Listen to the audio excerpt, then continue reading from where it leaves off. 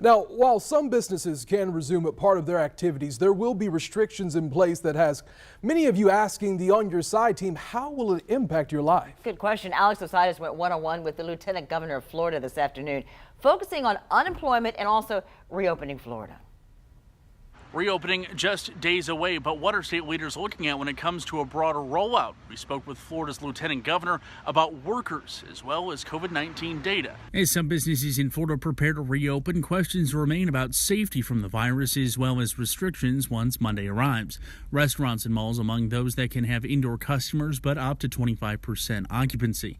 In a video conference from Tallahassee, Lieutenant Governor Nunes explained that the careful approach will begin mending the economy, adding other person-to-person businesses will still have to wait. We asked about what it means for workers, the underemployed.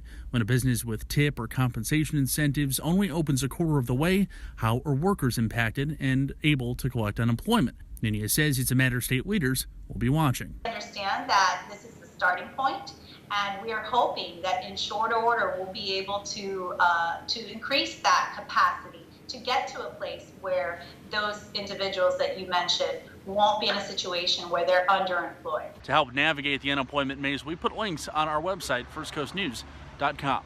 Reporting, Alex Osiris, First Coast News, On Your Side.